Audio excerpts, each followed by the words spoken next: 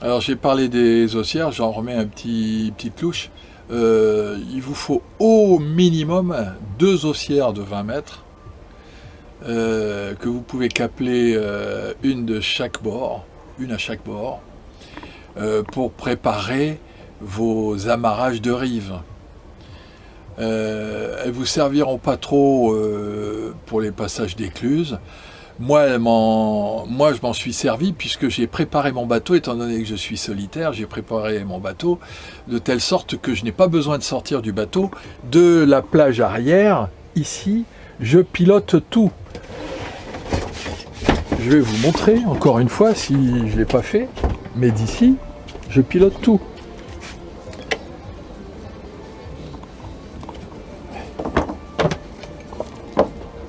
Bon, voilà mon haussière. Voilà mon haussière pour passer les...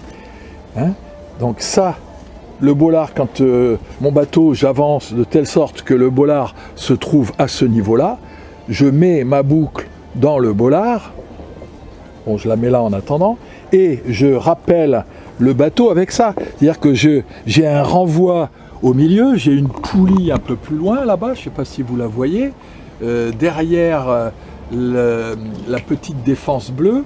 Bon, bah, il y a une poulie, c'est le renvoi de l'haussière, voilà. Et là, je ramène le bateau, je ramène voilà, cette haussière au niveau au niveau de la poulie. Et donc, elle est très courte et je ramène en tirant ici, tout simplement. Donc, j'ai pas besoin de me déplacer. Alors, surtout pour les bollards flottants, c'est l'idéal, c'est pour moi, d'une simplicité. Voilà.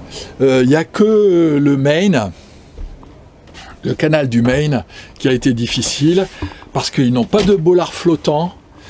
Et là, vous êtes...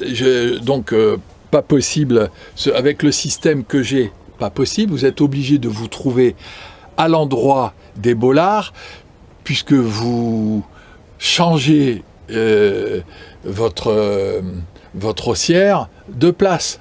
Le bateau descend, vous mettez sur le bollard suivant. Le bateau monte, vous enlevez votre haussière et vous la mettez et vous serrez. Donc là, il faut des haussières courtes. 3 mètres, c'est largement suffisant. Hein, 2 de 3 mètres de chaque côté. Après, il vous faut des haussières également devant, derrière, pour vos amarrages de pontons, hein, comme pour le truc classique, hein, je ne vais pas vous dire comment on fait ça. Ça, c'est une simplicité.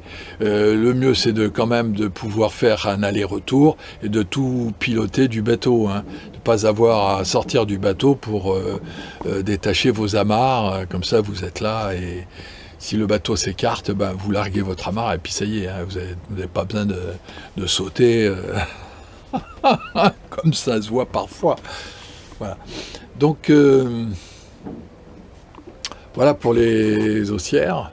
C'est bien d'avoir le pavillon de courtoisie du pays qu'on va traverser, mais personne ne l'a vu, personne ne l'a regardé, tout le monde s'en fout. Hein. Puis j'ai vu quasiment personne à l'arrivée du bateau, tout ça, tous mes amarrages se sont faits sur les pontons, se sont faits tout seuls, quoi. Personne n'est là pour vérifier que vous avez bien mis votre pavillon. Tout le monde s'en fout, quoi. Donc si vous l'avez pas, ben vous l'avez pas. Je pense pas que ce soit un gros problème. Hein. Vous dites que vous l'avez perdu si jamais il y a quelqu'un qui vous fait une réflexion, quoi. Tiens, je pensais là, et je peux le retrouver avec tous les pavillons que j'ai. Voilà, bref. Toujours moyen de s'en sortir. Et très important, des essuie-glaces qui marchent. Hein. Des essuie-glaces qui marchent. Parce que il pleut, vous avez de la buée extérieure, enfin de la bruine, enfin bref, indispensable. Alors, j'ai parlé du radar. Ça n'arrive pas souvent, mais ça dépend de l'époque. Je pense que moi je l'ai fait à une époque où il y avait moins de brouillard. Si vous décidez de faire le Danube plus tôt, à cause des fameux bancs de sable, donc pour ne pas avoir ce problème de faire la route plus tôt, En revanche, vous aurez plus de chances d'avoir du brouillard. Si vous avez un radar, c'est bien. Ça, je peux vous dire que le brouillard peut vous tomber dessus à n'importe quel moment du matin, du soir. C'est incroyable. Donc, c'est bien d'avoir un radar à bord. Hein. C'est bien. Ouais, même en mer, ça sert toujours. Ça m'est arrivé tout simplement dans la baie de Quiberon. C'est un voilier, j'avais un voilier, je rentrais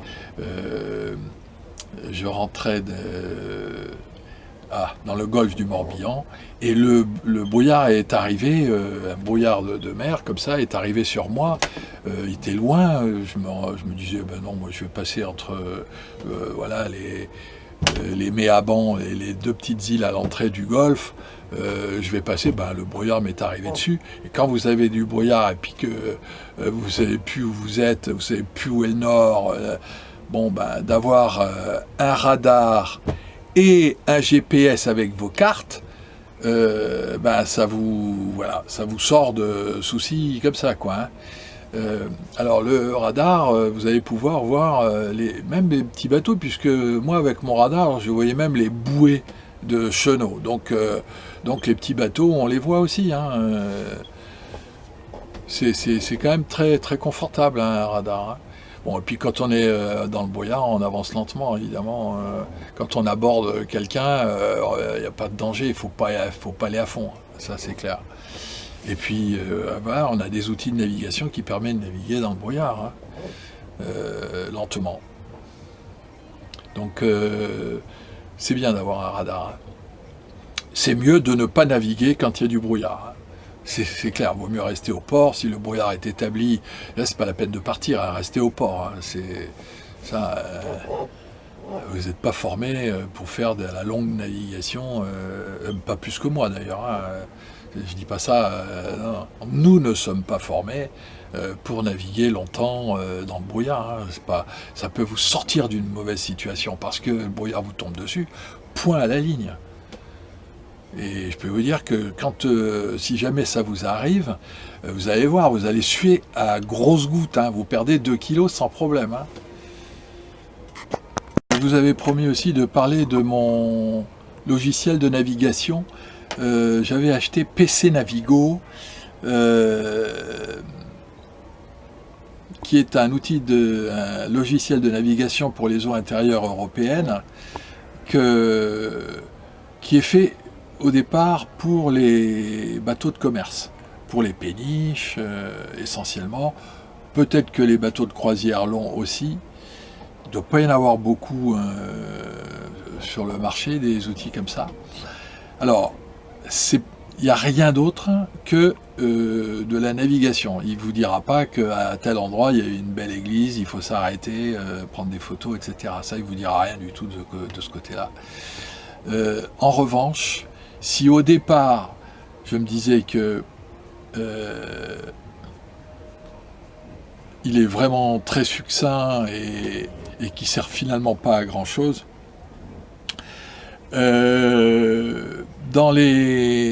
pour ce qui concerne les chenaux et le balisage, s'il est à jour, votre logiciel, c'est-à-dire qu'en fait il faut l'acheter 2 mois avant de partir.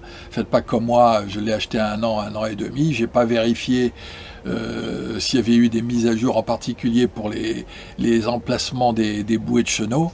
À un endroit du Danube, sur le bas Danube, j'ai eu plein de bouées de chenaux du logiciel qui n'étaient pas à leur place, à cette place-là, en réalité. C'est-à-dire que moi j'ai suivi les bouées de la réalité, évidemment, et pas mes bouées du logiciel.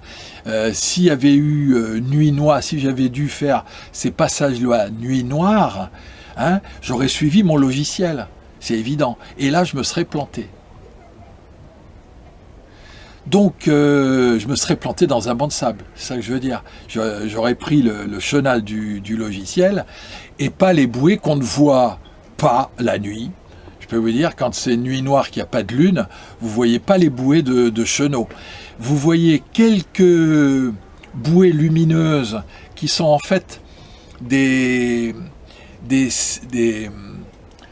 bon, bah, le nom ne va pas me revenir, ce sont des signaux qui sont mis sur les rives et qui vous donnent une route à faire. C'est-à-dire que vous devez aller sur le signal vert ou sur le rouge. C'est des signaux de rive. Bon, et il n'y en a pas, parce que comme ça tourne tout le temps, le Danube est tout le temps en train de tourner, bon, bah, il n'y en a pas à chaque tournant. Et donc, à un moment donné, bah, vous revenez sur votre logiciel, si vous êtes en pleine nuit, vous ne voyez pas les bouées, et donc vous revenez à votre logiciel. Et là, je peux vous dire que vous avez intérêt à avoir un logiciel à jour, avec les marquages à jour.